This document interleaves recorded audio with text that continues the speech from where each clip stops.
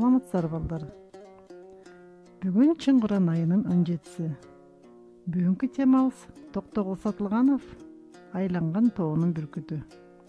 Сабагыбыздын максаты Токтогул Сатылгановдун өмүр баяны менен таанышып, анын чыгармаларын окуп таасир алуу менен бирге адамзаттын улуулугун баамдап билип, адамгерчиликтүү, парасаттуу болуп тарбияланууга умтулуу.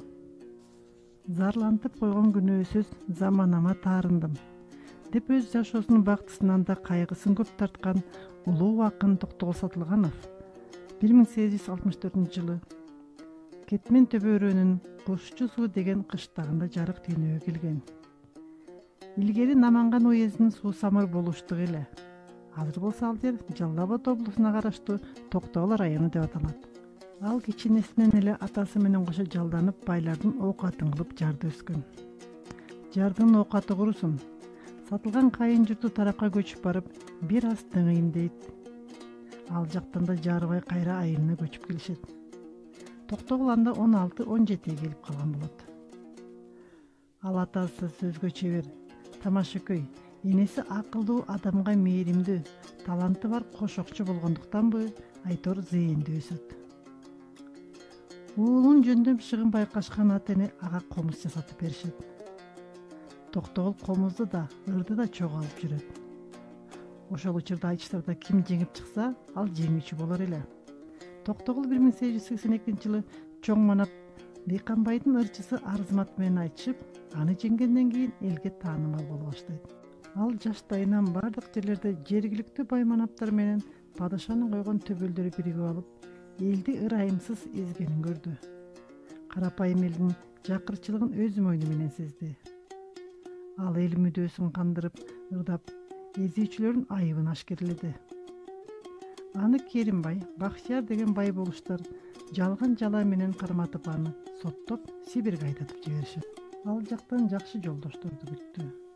Алардын жардам менен сүргүнөн качып чыгат да өз элине кеч келет. 1910-жылы июль айында аны качкын деп Аксылык Болуш Жумалалы карматып Наманган түрмөсүнө өткөрүп берет. Ал жерде 4 ай жатып, анан бошоноп чыгат. Бирок ошентсе да аны куугунттукка ала беришет. 1933-жылы 17 февралда өзүнүн жашаган Саз Жидеде дүйнөдөн кайтты. Акындын бир нече чыгармаларын мисал келтирип кетейин. Үйчүлүк эшен, Беш каман, Арзыматка, Папы калпа, Кош элим, Кош апаке, Айланган тоонун бүркүтү жана башка. Анжан көтөрүлүшүнө катышты деген жала менен Токтогулду Наманган аскер түрмөсүнө камап коюшат. Ошол жерден темир тордун артында отуруп жазган чыгармасы Айланган тоонун бүркүтү. Күн тийбес тамда жатамын, күч кетип эс ооп алсырап, алдымдан нымдуусуз өтөт, айласыз жатам жалдырап. Козголор менде дарман жок, кол бутта кишен шалдырап, тим жатсам деле сабашат, тил билбейт солдат балдырап. Ара чалаар адам жок, аябай эстен тандырат.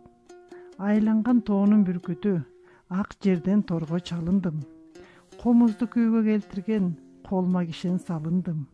Ойлонуп түшкө кирбеген, көр коолорго багындым деп зар какшайт. Мына балдар, биз Токтогулдун өмүр таржымалын жана эң негизги чыгармаларынын бири болгон Айланган тоонун бүркүтүнөн үзүндү окудук. Эми үйгө тапшырма Кыргыз адабият китебиңердин 187-190 беттерине чейин окуп, суроолорго жооп жазып жиберебиз.